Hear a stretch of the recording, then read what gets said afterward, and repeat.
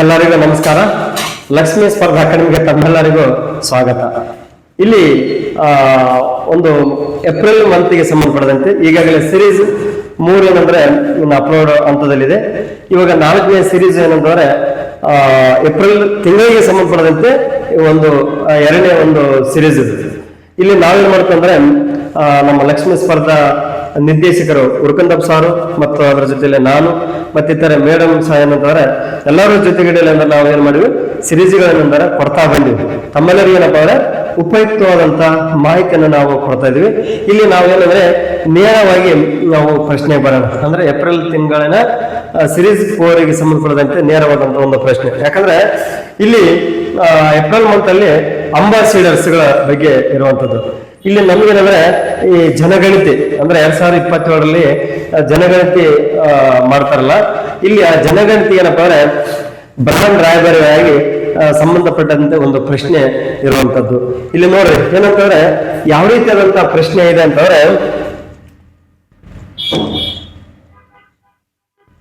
2027ರ ಜನಗಣತಿಯ brand ರಾಯಭಾರಿಯಾಗಿ ಯಾರನ್ನು ನೇಮಿಸಲಾಗಿದೆ ಅಂತೇಳಿ.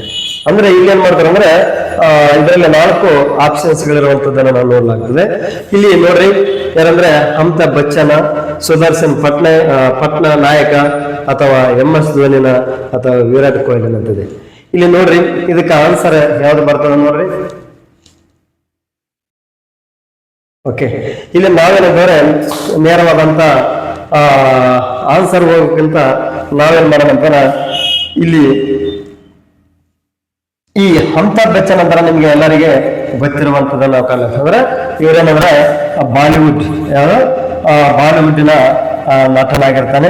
ಮತ್ತೆ ಅದೇ ರೀತಿಯಾಗಿ ಅಂದ್ರೆ ಇವರು 2026 ಯಾವ್ದಂತಂದ್ರೆ ಇದು ರಿಲಯನ್ಸ್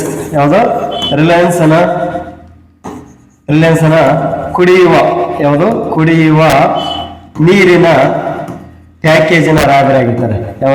ಪ್ಯಾಕೇಜಿನ ಮತ್ತು ರಾಯಭಾರಿಯಾಗಿರ್ತಾರೆ. ಮತ್ತು ಅದ್ರ ಜೊತೆಯಲ್ಲಿ ಇವೇನಂದ್ರೆ ಹಲವಾರು ಕಂಪನಿಗಳಲ್ಲಿ ಮತ್ತು ಸರ್ಕಾರಿ ಸಂಸ್ಥೆಗಳಲ್ಲಿ ಅಂತಂದ್ರೆ ಇವರೇನ ಅಂದ್ರೆ ಸರ್ಕಾರದಲ್ಲಿರುವಂತಹ ಸಮಾವೇಶಗಳ ರಾಯಭಾರತ್ವವನ್ನು ಅಮಿತಾಬ್ ಬಚ್ಚನ್ ಅಂದ್ರೆ ವಹಿಸಿರುವಂತ ವ್ಯಕ್ತಿಯಾಗಿರ್ತಾರೆ. ಇವ್ರೇನಂದ್ರೆ ಈ ಜನಗಣತಿಗೆ ಸಂಬಂಧಪಟ್ಟಂತೆ ಇವರ ಸಹ ಏನಂದ್ರೆ ಬರಲ್ಲ. ಓಕೆ, ನೆಕ್ಸ್ಟ್ ಏನಂದ್ರೆ ಇಲ್ಲಿ ಯಾರಂತಂದ್ರೆ ಮತ್ತೆ ಸುದರ್ಶನ್ ಪಟ್ನಾಯಕ್ ಇದ್ದಾರೆ, ಮತ್ತೆ MS ಧೋನಿ ಇದ್ದಾರೆ, ಇಲ್ಲಿ ವಿರಾಟ್ ಕೊಹ್ಲಿ ಇದ್ದಾರೆ. ಇಲ್ಲಿ ನಮಗೇನಪ್ಪ ನೇರವಾದಂತ ರೀತಿಯಲ್ಲಿ ಏನಂದ್ರೆ ನೆಕ್ಸ್ಟ್ ಏನಂದ್ರೆ MS ಧೋನಿ. ಈ MS ಧೋನಿ ಅಂತಂದ್ರೆ ಯಾವ ರಾಯಭಾರಿ ಆಗಿದ್ದಾರೆ ಅಂದ್ರೆ ಈಗಾಗಲೇ ಯಾವ್ದು ಭೀಮ್ ಆ್ಯಪ್ಗೆ ಏನಂದ್ರೆ ಇವರು ರಾಯಭಾರಿ ಆಗಿರ್ತಾರೆ. ಭೀಮ್ ಆ್ಯಪ್ಗೆ ರಾಯಭಾರಿ ಆಗಿರ್ತಾರೆ. ಅಂದ್ರೆ ಸರ್ಕಾರವು ಮಾಡಿದಂತ ಒಂದು ಆ್ಯಪ್ ಇದೆಯಲ್ಲ, ಭೀಮ್ ಆ್ಯಪ್ಗೆ ರಾಯಭಾರಿ ಯಾರಂದ್ರೆ MS ಧೋನಿ ಆಗಿರ್ತಾರೆ. ಇವರು ಯಾರಂದ್ರೆ ವಿರಾಟ್ ಕೊಹ್ಲಿ ಅಂದ್ರೆ ಇಡೀ ಇಂಡಿಯಾ ರಾಯಭಾರಿ ಆಗಿರ್ತಾರೆ. ಇಲ್ಲಿ ಏನಪ್ಪ ಅಂದ್ರೆ ಜರ್ಮನ್ ಕಾರಿನ ರಾಯಭಾರಿ ಆಗಿರ್ತಾರೆ ಅಂದ್ರೆ ಯಾರು ವಿರಾಟ್ ಕೊಹ್ಲಿ. ಇದೇನಪ್ಪ ಅಂದ್ರೆ ಇದು ಬ್ರಾಂಚ್ ಎಲ್ಲಿದೆ ಅಂದ್ರೆ ಮುಂಬೈಲಿ ಇರುವಂತದ್ದು ನಾವು ಕಾಣುತ್ತದೆ. ಇಲ್ಲಿ ನಮಗೆ 2027ರ ಜನಗಣತಿಯ ರಾಯಭಾರಿ ಯಾರಂತಂದ್ರೆ ಸುದರ್ಶನ್ ಪಟ್ನಾಯಕ್ ಇರ್ತಾರೆ. ಇಲ್ಲಿ ಸುದರ್ಶನ್ ಪಟ್ನಾಯಕ್ ಇದಾರಲ್ಲ, ಇವ್ರ ಬಗ್ಗೆ ನಾವು ಮಾಹಿತಿಯನ್ನು ನೋಡ್ಬೇಕಾದ್ರೆ ಈ ರೀತಿಯಾಗಿ ನೋಡೋಣ. ಯಾಕಂದ್ರೆ ಅವರಿಗೆ ಇಲ್ಲಿ ನಮಗಿರುವಂತ ಒಂದು ನೇರವಾದಂತ ಒಂದು ಪ್ರಶ್ನೆ, ಈ ಪ್ರಚಲಿತಿಗೆ ಸಂಬಂಧಪಟ್ಟಂತೆ ಈ ಪ್ರಶ್ನೆಯಲ್ಲಿ ನಾವು ನೋಡಿದಾಗ ಇವರ ಒಂದು ಪರಿಪೂರ್ಣವಾದಂತ ಮಾಹಿತಿಯನ್ನು ನೋಡ್ಬೇಕಾಗ್ತದೆ. ಇವರು ಅಂತಾರಾಷ್ಟ್ರೀಯ ಖ್ಯಾತಿಯನ್ನು ಪಡೆದಂತ ಮರಳು ಶಿಲ್ಪಕಲೆ ಅಂದ್ರೆ ಇವ್ರೇನ್ ಮಾಡ್ತಾರ ಮರಳಿನಲ್ಲಿ ಏನ್ ಮಾಡ್ತಾರ ಒಂದು ಕಲೆಯನ್ನು ಮಾಡುವಂತ ವ್ಯಕ್ತಿಗಳು ಯಾರಪ್ಪ ಅಂದ್ರೆ ಸುದರ್ಶನ್ ಪಟ್ನಾಯಕ್. ಇವರ ಒಂದು ರಾಜ್ಯ ಯಾವ್ದಪ್ಪ ಅಂದ್ರೆ ಒಡಿಶಾ ಬರ್ತದೆ. ಒಡಿಶಾದ ಪುರಿ ಇವರ ಒಂದು ಪ್ರದೇಶ ಆಗಿರ್ತದೆ. ಅದೇ ರೀತಿ ಇವ್ರೇನಂದ್ರೆ 2014ರಲ್ಲಿ ಒಂದು ಪ್ರಶಸ್ತಿ ಸಿಕ್ಕಿರ್ತದೆ, ಯಾವುದು ಪದ್ಮಶ್ರೀ. ಅದೇ ನಂತರದಲ್ಲಿ ಇವರು ಪ್ರಮುಖವಾಗಿ ಏನಂದ್ರೆ ಸುದರ್ಶನ್ ಪಟ್ನಾಯಕ್ ಇದಾರಲ್ಲ, ಇವ್ರು ಏನಂದ್ರೆ ಯಾವ ಒಂದು ಸಂಸ್ಥೆಯ ಮೂಲಕ ರಾಯಭಾರಿಯಾಗಿ ಆಯ್ಕೆ ಆಗಿರ್ತಾರಪ್ಪ ಅಂದ್ರೆ ಯಾವ್ದಂದ್ರೆ ಗೃಹ ಸಚಿವಾಲಯ. ಯಾವುದು ಗೃಹ ಸಚಿವಾಲಯ ಮತ್ತು ಗೃಹ ವ್ಯವಹಾರಗಳ ಸಚಿವಾಲಯದ ಮೂಲಕ ಅಂದ್ರೆ ಇವರು ಆಯ್ಕೆ ಆಗಿರ್ತಾರೆ. ಇನ್ನೊಂದೇನಂದ್ರೆ ಜನಗಣತಿಯು ಯಾವಾಗರ ಅಡಿಯಲ್ಲಿ ಬರ್ತದ ಅಂತ ನಿಮಗೆ ಕೇಳಿದ್ರೆ ನೀವೇನಂದ್ರೆ ಗೃಹ ಸಚಿವಾಲಯದಲ್ಲಿ ಅಥವಾ ಗೃಹ ವ್ಯವಹಾರಗಳಲ್ಲಿ ಬರ್ತದ ಅನ್ನೋದ್ರ ಬಗ್ಗೆ ನಿಮಗೆ ಮಾಹಿತಿ ಬೇಕಾಗ್ತದೆ. ನೆಕ್ಸ್ಟ್ ಏನಂದ್ರೆ ಇಲ್ಲಿ ಇವರಿಗೆ ಸಂಬಂಧಪಟ್ಟಂತೆ ಇನ್ನ ನೋಡೋಣ.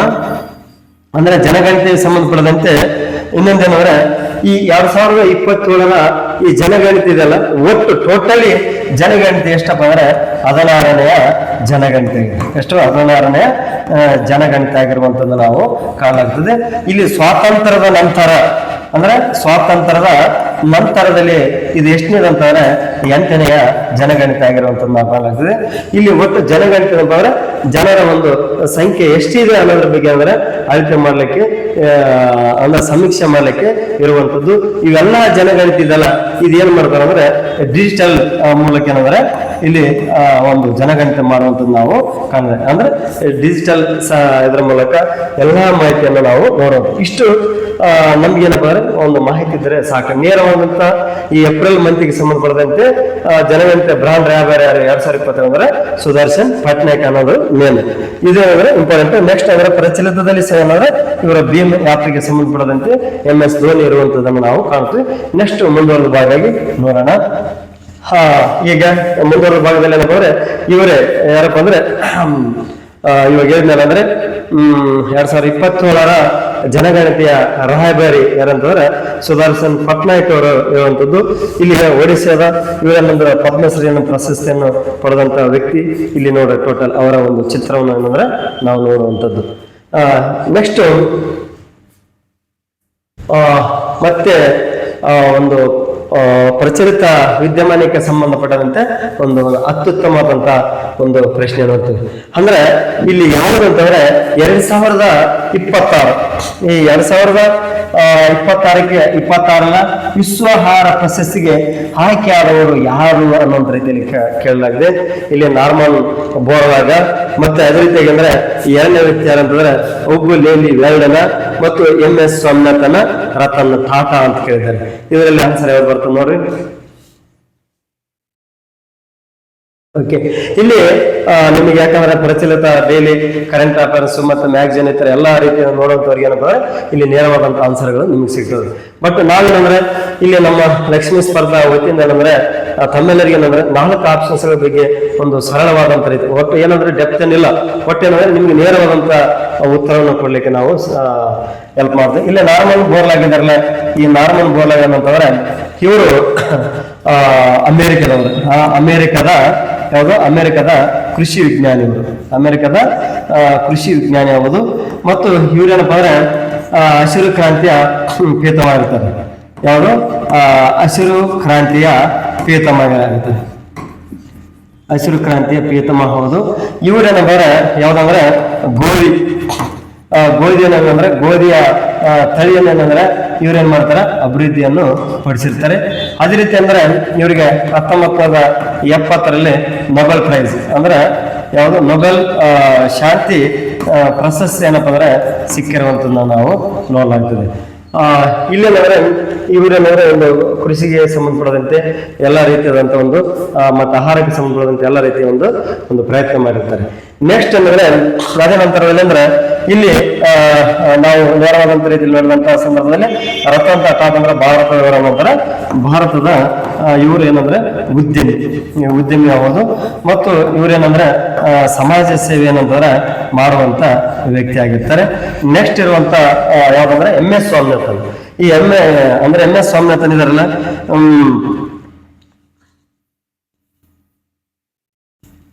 MS ಸ್ವಾಮಿನಾಥನ್ ಇವ್ರೇನಂದ್ರೆ ಭಾರತದ ಹಸಿರು ಕ್ರಾಂತಿಯ ಪ್ರೀತಮ ಅಂದ್ರೆ ಭಾರತದ ಹಸಿರು ಕ್ರಾಂತಿಯ ಪೀತಾಮಹರಾಗಿರ್ತಾರೆ. ಇವರು ಸಹ ಏನಂದ್ರೆ ಇವರು ಕೃಷಿ ಯಾವಂದ್ರೆ ಕೃಷಿ ಮತ್ತು ಆಹಾರದ ಆಹಾರಕ್ಕೆ ಸಂಬಂಧಪಟ್ಟಂತೆ ಇವ್ರೇನ್ ಮಾಡ್ತಾರೆ, ತಮ್ಮದಾದಂತ ರೀತಿಯಲ್ಲಿ ಒಂದು ಪ್ರಯತ್ನ ಮಾಡಿರ್ತಾರೆ. ಮತ್ತು ರೈತರ ಒಂದು ಅಭಿವೃದ್ಧಿಗಾಗಿ ಏನಪ್ಪಾ ಅಂದ್ರೆ ಇವರು ಹಲವಾರು ರೀತಿಯಾದಂತ ಒಂದು ಪ್ರಾಮುಖ್ಯತೆಯನ್ನು ಕೊಟ್ಟಿರ್ತಾರೆ. ಇವ್ರೇನಂದ್ರೆ ದವಸ ಧಾನ್ಯಗಳ ಬೆಳವಣಿಗೆಗೆ ಏನಂದ್ರೆ ಇವರು ತಮ್ಮದಾದಂತಹ ಪಾತ್ರವನ್ನು ಮಾಡಿರುವಂತೈತೆ. ಅಂದ್ರೆ ಇಲ್ಲಿ ಪ್ರಪಂಚದಲ್ಲಿರುವಂತ ನಮ್ಗೆ ಏನಪ್ಪಾ ಅಂದ್ರೆ ಇಲ್ಲಿ ಭಾರತಕ್ಕೆ ಸಂಬಂಧಪಟ್ಟ ಹಸಿರು ಕ್ರಾಂತಿ ಪ್ರೀತಮ್ ಅಂದ್ರೆ ಸ್ವಾಮಿನಾಥನ್.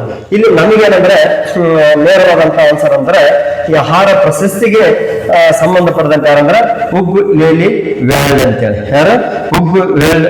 ಇವ್ರೇನಂದ್ರೆ ಯಾವ್ದಂದ್ರೆ ಬಿ ಆನ್ಸರ್ ಬರುವಂತದ್ದು ನಾವು ಇಲ್ಲಿ ನೋಡ್ಲಾಗ್ತದೆ. ಇವರು ಯಾವ ದೇಶದ ವ್ಯಕ್ತಿ ಅಂತಂದ್ರೆ ನೆದರ್ಲ್ಯಾಂಡ್. ಯಾವುದು? ನೆದರ್ಲ್ಯಾಂಡ್. ಈ ನೆದರ್ಲ್ಯಾಂಡ್ ದೇಶದ ವ್ಯಕ್ತಿ ಯಾರಂದ್ರೆ ಹುಬ್ ಲೇಲಿ ವೇಲ್ಡ್ ಅಂತೇಳಿ. ಇವರು ಸಹ ಅಂತಂದ್ರೆ ಏನ್ ಮಾಡ್ತಾರೆ,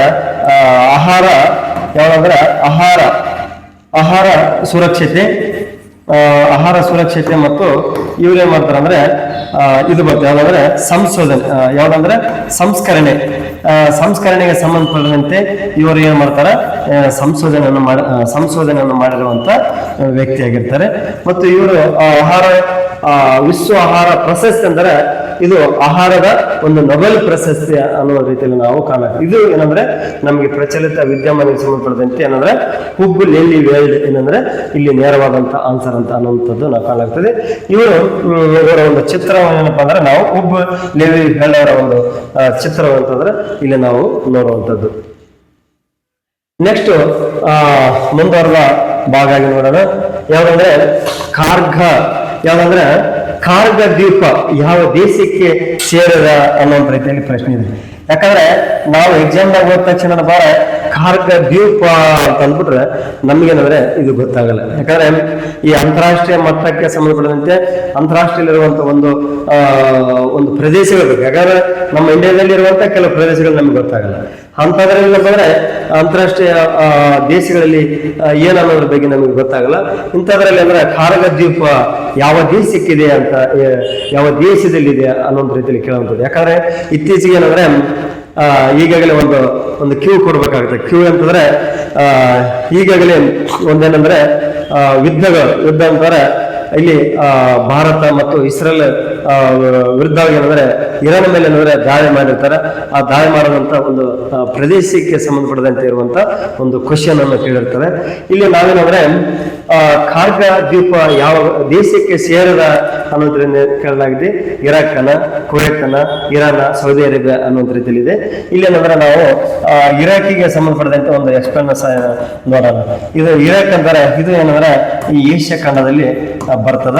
ಮತ್ತು ಇಲ್ಲಿ ಪ್ರಮುಖವಾದಂತ ನದಿಗಳಂದ್ರೆ ಯೂಟ್ರಿಸ್ ಬರ್ತದ ಅಂಡ್ ಟೈಗ್ರಿಸ್. ಇವು ಪ್ರಮುಖವಾದಂತ ನದಿಗಳು. ಇಲ್ಲಿ ನಮ್ಗೇನಂದ್ರೆ ಇದರಲ್ಲಿ ಇರಾಕ್ ಇದೆಲ್ಲ ಇದೇನಪ್ಪ ಅಂದ್ರೆ ಪರ್ಷಿಯಾ ಕೊಲ್ಲಿಗೆ ಸಂಪರ್ಕ ಹೊಂದಿದೆ. ಯಾವುದು? ಪರ್ಷಿಯನ್ ಕೊಲ್ಲಿಗೆ ಸಂಪರ್ಕ ಹೊಂದಿರುವಂಥದ್ದು ನಾವು ಕಾಣಲಾಗ್ತದೆ. ಮತ್ತು ಇಲ್ಲಿ ಯಾವುದೇ ರೀತಿಯ ಒಂದು ದ್ವೀಪಗಳು ಇಲ್ಲ. ನೆಕ್ಸ್ಟ್ ಇರುವಂತದ್ದು ಏನಪ್ಪ ಅಂದ್ರೆ ಕುವೈತ್ ಇದೆ. ಈ ಕುವೈತ್ ಇದೆ, ಇದು ಸಹ ಏನಪ್ಪ ಅಂದ್ರೆ ಇದು ಯಾವ್ದಾದ್ರೆ ಏಷ್ಯಾ ಖಂಡದಲ್ಲಿ ಬರುವಂತದ್ದು ನಾವು ಕಾಣಲಾಗ್ತದೆ. ಇದು ಸಹ ಏನಂದ್ರೆ ಇದರಲ್ಲಿರುವಂತ ಒಂದು ದ್ವೀಪ ಯಾವ್ದಂದ್ರೆ ಒಂದು ದ್ವೀಪ ಇದೆ. ಈ ದ್ವೀಪ ಯಾವ್ದಂದ್ರೆ ದುಬಲಿಯನ್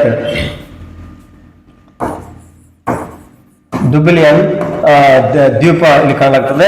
ಈ ದ್ವೀಪದಲ್ಲಿ ಏನಂದ್ರೆ ಆಲ್ಮೋಸ್ಟ್ ಅಂದ್ರೆ ತೈಲ ಇಲ್ಲೇನ್ ಮಾಡ್ತಾರ, ತೈಲ ಸಂರಕ್ಷಣೆ ಆಗಿರುವಂತದ್ದು. ಮತ್ತು ಇನ್ನೊಂದಂದ್ರೆ ಮತ್ತು ತಂತ್ರಜ್ಞಾನಕ್ಕೆ ತಂತ್ರಜ್ಞಾನಕ್ಕೆ ಇಲ್ಲಿ ಅಂದ್ರೆ ಇಲ್ಲಿ ಫೇಮಸ್ ಆಗಿರುವಂತದ್ದು ನಾವು ಕಾಣಲಾಗ್ತದೆ. ನೆಕ್ಸ್ಟ್ ಸೌದಿ ಅರೇಬಿಯಾ ಅಂದ್ರೆ ಇಲ್ಲಿ ಪ್ರಮುಖ ಅಂದ್ರೆ ಪರ್ಷಿಯನ್ ಯಾವ್ದಂತಂದ್ರೆ ಪರ್ಸನ್ ದ್ವೀಪ ಇದೆ ಇಲ್ಲಿ ಸೌದಿ ಅರೇಬಿಯಾದಲ್ಲಿ. ಇಲ್ಲಿ ಏನಪ್ಪ ಅಂದ್ರೆ ಇದಕ್ಕೇನಪ್ಪ ಅಂದ್ರೆ ಕೆಂಪು ಸಮುದ್ರ ಏನಪ್ಪ ಅಂದ್ರೆ ಇಲ್ಲಿ ನಾವು ಈ ದೇಶದಲ್ಲಿ ಕಾಣಬಹುದು. ಪರ್ಸನ್ ದ್ವೀಪದಲ್ಲಿ ಇದು ಯಾವ್ದಂತಂದ್ರೆ ಇಲ್ಲಿ ವನ್ಯಜೀವಿ ಧಾಮ. ಯಾವುದು? ವನ್ಯಜೀವಿ ಧಾಮ. ಮತ್ತು ಯಾವ್ದಂದ್ರೆ ಪ್ರವಾಸೋದ್ಯಮಕ್ಕೆ ಏನಂದ್ರೆ ಪ್ರವಾಸೋದ್ಯಮಕ್ಕೆ ಏನಂದ್ರೆ ಈ ಫೇಮಸ್ ಆಗಿರುವಂತದ್ದು ನಾವು ಕಾಣಲಾಗ್ತದೆ. ಇಲ್ಲಿ ನಮಗೆ ಅಂದ್ರೆ ಖಾರ್ಗ ದ್ವೀಪ ಎಲ್ಲಿದೆ ಅಂತಂದ್ರೆ ಇರಾನ್ ನಲ್ಲಿ ಇರುವಂತದ್ದು ನಾವು ಕಾಣಲಾಗ್ತದೆ. ಎಲ್ಲಿ ಇಲ್ಲಿ ಖಾರ್ಗ ದ್ವೀಪ ಎಲ್ಲಿರ್ತಂದ್ರೆ ಇರಾನ್ ನಲ್ಲಿ ಇರುವಂತದ್ದು ನಾವು ಕಾಣಲಾಗ್ತದೆ. ಇಲ್ಲಿ ನೋಡ್ರಿ ನಮಗೆ ಒಂದು ಚಿತ್ರದ ಮೂಲಕ ನೋಡಿದಾಗ ನೋಡ್ರಿ ಯಾವ್ದಂದ್ರೆ ಖಾರ್ಗ ದ್ವೀಪ ಅಂದ್ರೆ ಏನಂದ್ರೆ ಇರಾನಿನ ಇಲ್ಲಿ ಖಾರ್ಗ ದ್ವೀಪ ಇದೆ. ಎಲ್ಲಿಂದ್ರೆ ಇಲ್ಲಿ ನಾವು ನೋಡ್ರಿ ಯಾವ್ದಂತಂದ್ರೆ ಹರ್ಮೋಜ ಸ್ಟೇಟ್ ಆಫ್ ಹರ್ಮೋಜ್ ಇದೆಲ್ಲ ಹರ್ಮೋಜ್ ಅಂತಂದ್ರೆ ಇದು ಒಂದು ಚಿಕ್ಕದಾದಂತದ್ದು ಒಂದು ಜಲಸಂಧಿ. ಈ ಜಲಸಂದ್ರೆ ಇಲ್ಲಿ ಇರಾನ್ ಇದೆ. ಹರ್ಮೋಜ ಜಲಸಂಧಿಯಿಂದ ಎಷ್ಟಂತಾರೆ 300 ಮೈಲಿ ದೂರದಲ್ಲಿ ಏನಂದ್ರೆ ಇರಾನ್ 300 ಮೈಲಿ ದೂರದಲ್ಲಿ ಏನಂದ್ರೆ ಏನಿದೆ ಖಾರ್ಗ ಐಸ್ಲ್ಯಾಂಡ್ ಇರುವಂತದ್ದು ಕಾಣುತ್ತೆ. ಇರಾನಿನ ಒಂದೇನಂದ್ರೆ ಪುಟ್ಟ ದ್ವೀಪ ಆಗಿದೆ. ಇರಾನಿನ ಒಂದು ಪುಟ್ಟ ದ್ವೀಪ ಆಗಿದೆ. ಈ ಖಾರ್ಗ ದ್ವೀಪದಲ್ಲಿ ಏನಂದ್ರೆ ನಾವು ಏನಂದ್ರೆ ಇರಾನಿನ ಸೈನ್ಯ ಕಾಣ್ತದೆ. ಇರಾನಿನ ಸೈನ್ಯ ಇರುವಂತದ್ದು ಇದೇ ಲೊಕೇಶನ್ ನಲ್ಲಿ. ಮತ್ತು ಇನ್ನೊಂದಂದ್ರೆ ಟೋಟಲಿ ಇರಾನಿನ ತೈಲ ಸಂಸ್ಕರಣ ಘಟಕ ಇರಾನಿನ ತೈಲ ಸಂಸ್ಕರಣ ಘಟಕ ಇರುವಂತದ್ದು ಇಲ್ಲಿ.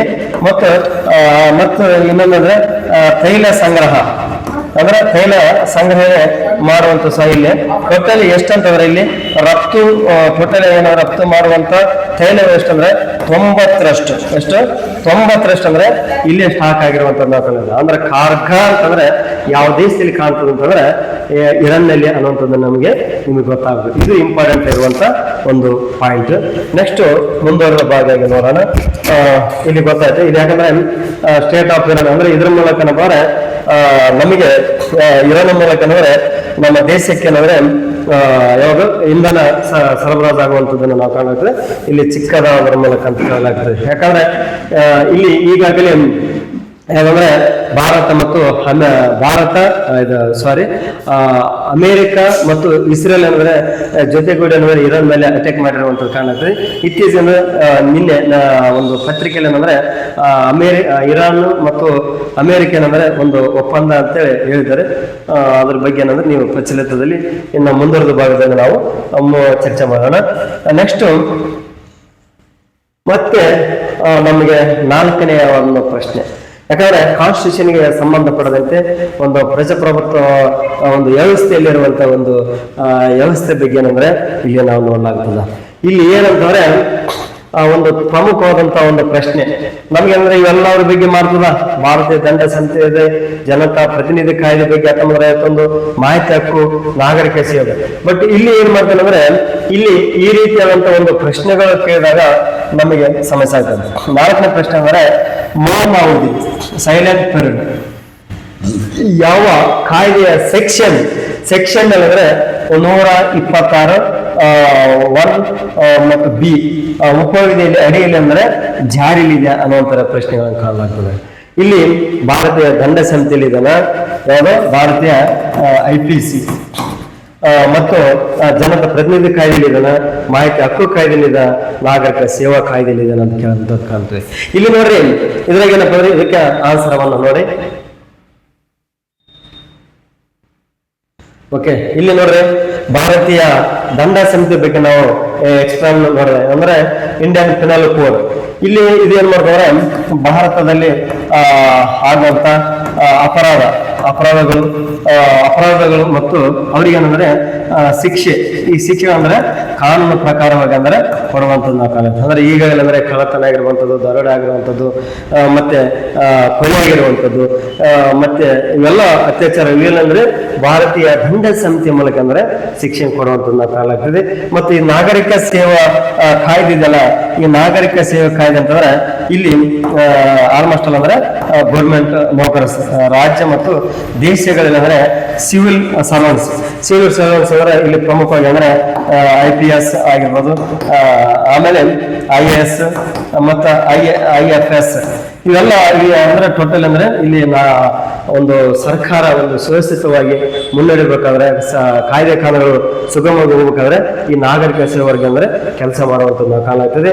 ಇಲ್ಲಿ RTI ಅಂದ್ರೆ RTI 2005. ಇದೇನ್ ಮಾಡ್ತಂದ್ರೆ ಒಂದು ಸರ್ಕಾರದ ಪಾರದರ್ಶಕತೆಯನ್ನು ಅಂದ್ರೆ ಎಫಿಷಿಯನ್ಸಿಯನ್ನು, ಯಾವುದು ಸರ್ಕಾರದ ಪಾರದರ್ಶಕತೆ, ಈ ಸರ್ಕಾರದ ಪಾರದರ್ಶಕತೆ ಏನಂದ್ರೆ ಎಫಿಷಿಯನ್ಸಿಯನ್ನು ಕಾಪಾಡಲು ಏನಂದ್ರೆ ಈ ಮಾಹಿತಿ ಹಕ್ಕು ಏನಂದ್ರೆ ನಮಗೆ ಬಹಳಷ್ಟು ಮಾಹಿತಿಯನ್ನು ಕೊಡ್ಲಿಕ್ಕೆ, ಒಂದು ಸರ್ಕಾರ ಸುಗಮವಾಗಿ ಹೋಗ್ಲಿಕ್ಕೆ ಬಹಳಷ್ಟು ಹೆಲ್ಪ್ ಇರುವಂತದ್ದು ಕಾಣಲಾಗ್ತದೆ.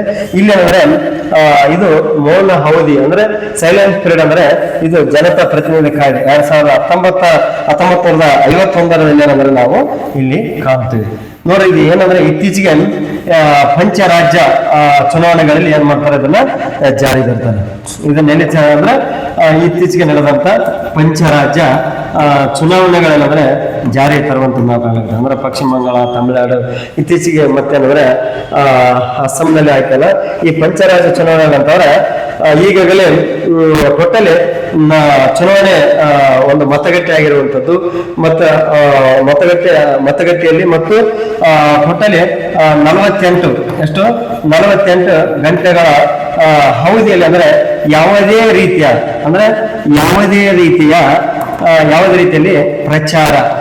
ರೀತಿಯಲ್ಲಿ ಪ್ರಚಾರವನ್ನು ಮಾಡಂಗಿಲ್ಲ. ಅಂದ್ರೆ ದೂರದರ್ಶನಗಳ ಮೂಲಕ ಆಗಿರ್ಬೋದು, ಇತರೆ ಸಾಮಗ್ರಿಗಳ ಮೂಲಕ ಆಗಿರ್ಬೋದು, ಒಟ್ಟಂದ್ರೆ ಮತದಾನ ಮಾಡಲಿಕ್ಕೆ ಏನಪ್ಪಾ ಅಂದ್ರೆ ಪ್ರತಿಯೊಬ್ಬ ಪ್ರಜೆಗಳಿಗೆ ಏನಪ್ಪಾ ಅಂದ್ರೆ ಮತದಾನ ಮಾಡ್ಲಿಕ್ಕೆ ಏನಂದ್ರೆ ಮುಕ್ತವಾದಂತ ಅವಕಾಶ ನೀಡುವಂಥದ್ದು. ಮುಕ್ತವಾದಂತ ಅವಕಾಶ ನೀಡ್ಲಿಕ್ಕೆ ಏನಪ್ಪಾ ಅಂದ್ರೆ ಇದು ಮೌನ ಅವಧಿ ಅಂತ, ಸೈಲೆಂಟ್ ಪೀರಿಯಡ್. ಅಂದ್ರೆ ಇಲ್ಲಿ ನೋಡ್ರಿ ಯಾವ ರೀತಿ ಅಂದ್ರೆ 126 ಬಿ ಅಡಿಯಲ್ಲಿ ಏನಂದ್ರೆ ಇದು ಮಾಡ್ತಾರೆ. ಅಂದ್ರೆ ಒಟ್ಟಂದ್ರೆ ಶಾಂತತೆ ರೀತಿಯಲ್ಲಿ ಕಾಪಾಡುವಂಥದ್ದು ಅನ್ನುವಂಥದ್ದು 48 ಗಂಟೆ ಒಳಗೆ. ಇಲ್ಲಂದ್ರೆ ಈ ರೀತಿಯಿಂದ ಇಲ್ಲಿ ಏನ್ ಮಾಡೋಣ, ಒಂದು ಇಮೇಜ್ ಅನ್ನು ಸಹ ನಾವು ಕಾಣಲಾಗುತ್ತೆ. ಅಂದ್ರೆ 48 hours before the conclusion of display of election matter prohibited. ನೋಡ್ರಿ ಏನ್ ಮಾಡ್ರೆ ಯಾವುದೇ ರೀತಿಯಲ್ಲಿ ಸೌಂಡ್ ಅಂದ್ರೆ ನಿಶಬ್ದ ಆಗುವಂಥದ್ದು ನಾವು ಕಾಣಲಾಗ್ತದೆ. ಅಂದ್ರೆ silence period is mandatory from today. ಇಲ್ಲಿ ಮೊನ್ನೆ ಏನಂದ್ರೆ ಏಪ್ರಿಲ್ ಎಲೆಕ್ಷನ್ ಆಯ್ತು. ಅಂದ್ರೆ ವೆಸ್ಟ್ ಬೆಂಗಾಲ್ ಅಂಡ್ ತಮಿಳ್ ಅಂದ್ರೆ ಇಲ್ಲಿ ಅಸೆಂಬ್ಲಿ ಎಲೆಕ್ಷನ್ 2006 ಆಗಿರುವಂತದ್ದು ನಾವು ಇಲ್ಲಿ ಚಿತ್ರದ ಮೂಲಕ ನಾವು ನೋಡಿದ್ವಿ. ನೆಕ್ಸ್ಟ್ ಒಂದು ಕೊನೆಯದಾದಂತ ಒಂದು ಪ್ರಶ್ನೆ. ಈ ಕೊನೆಯದಾದಂತ ಪ್ರಶ್ನೆ ಏನಪ್ಪಾ ಅಂದ್ರೆ ಈಗಾಗಲೇ ಅಂದ್ರೆ ಮೆಟ್ರೋಗೆ ಸಂಬಂಧಪಡದಂತೆ ನೀವು ನೋಡಿರ್ತೀರಿ. ಈ ಮೆಟ್ರೋಗೆ ಸಂಬಂಧಪಡದಂತೆ ಅಂದ್ರೆ ಇವಾಗ ಏನ್ ಮಾಡಿದ್ರೆ ಅಂದ್ರೆ ದೇಶದ ಮೊದಲ ಯಾವುದು ರಿಂಗ್ ಮೆಟ್ರೋ ಯಾವ ನಗರದಲ್ಲಿ ಆರಂಭವಾಯಿತು ಅನ್ನೋದ್ರ ಬಗ್ಗೆ ಕೇಳಿದರೆ ಇಲ್ಲಿ ಮುಂಬೈನ, ಬೆಂಗಳೂರಿನ, ದೆಹಲಿನ, ಚೆನ್ನೈ ಅಂತಿದೆ. ಇದರ ಆನ್ಸರ್ ಮಾಡ್ರಿ. ಓಕೆ, ಇಲ್ಲಿ ಅಂದ್ರೆ ನಾವು ಆಲ್ಮೋಸ್ಟ್ ಅಲ್ಲ ಬಂದ್ರೆ ಇದಕ್ಕೆ ನೇರವಾದ ರೀತಿಯಲ್ಲಿ ನಾವು ಆನ್ಸರ್ ಬರೋಣ. ಯಾವ್ದಂತಂದ್ರೆ ದೆಹಲಿಯಲ್ಲಿ ಅಂದ್ರೆ ಮೋದಿ ಅವರು ಏನ್ ಮಾಡ್ತಾರೆ ಅಂದ್ರೆ ಇಲ್ಲಿ ನೋಡ್ರಿ ಈ ರೀತಿಯಾದಂತ ಒಂದು ಚಿತ್ರ ಅಂದ್ರೆ Indians first ring metro in India. ಇದು ಎಲ್ಲಿಂದಂದ್ರೆ ಮಜ್ಲಿಸ್ ಪಾರ್ಕ್ ಮತ್ತು Maujpur corridor, Delhi metro pink line ಅಂತ ಹೇಳುವಂಥದ್ದು. ಅಂದ್ರೆ ಈ ರೀತಿಯಾದಂತ ಇಲ್ಲಿ ನಾವು ರಿಂಗ್ ರೋಡ್ ಅನ್ನು ಏನ್ ಮಾಡ್ತಾರೆ ಭಾರತದ ಪ್ರಧಾನದಂತ ನರೇಂದ್ರ ಮೋದಿ ಅವರಂದ್ರೆ ಮಾಡಿರುವಂತದ್ದು ನಾವು ಕಾಣಲಾಗ್ತದೆ. ಅಂದ್ರೆ ಈ ರೀತಿಯಾದಂತ ಏನಂದ್ರೆ ನಮಗೆ ಪರಿಪೂರ್ಣವಂತ ಮಾಹಿತಿ ಇರಬೇಕಾಗ್ತದೆ. ಇದು ಏನಂದ್ರೆ ಎಲ್ಲೆಲ್ಲಿ ಸಂಪರ್ಕ ಮಾಡಿದ್ದಾರೆ ಅನ್ನೋದ್ರ ಬಗ್ಗೆ ನಿಮಗೆ ಸ್ವಲ್ಪ ಜಸ್ಟ್ ಆಗಿ ಮಾಹಿತಿ ಇದ್ರೆ ಸಾಕು. ನೆಕ್ಸ್ಟ್ ನಾವೇನ್ ಮಾಡೋಣ, ಮತ್ತೆ ಮುಂದಿನ ತರಗತಿಯಲ್ಲಿ ಅಂದ್ರೆ ಇದು ಏಪ್ರಿಲ್ ಮಂತ್ಗೆ ಸಂಬಂಧ ಇನ್ನೊಂದು 2 ಕ್ಲಾಸ್ ಮಾಡ್ಬೇಕಾ ಬೇಡ ಅನ್ನೋದ್ರ ಬಗ್ಗೆ ನೀವು ಕಮ್ಯುನಿಟಿ ಬಾಕ್ಸ್ ನಲ್ಲಿ ತಿಳಿಸಿ. ಇಲ್ಲಾಂದ್ರೆ ನಮಗೆ ನೇರವಾಗಿ ಚಾಟಿಂಗ್ ಮಾಡೋದ್ರ ಮೂಲಕ ಇದು ಮಾಡ್ರೆ ಧನ್ಯವಾದಗಳು.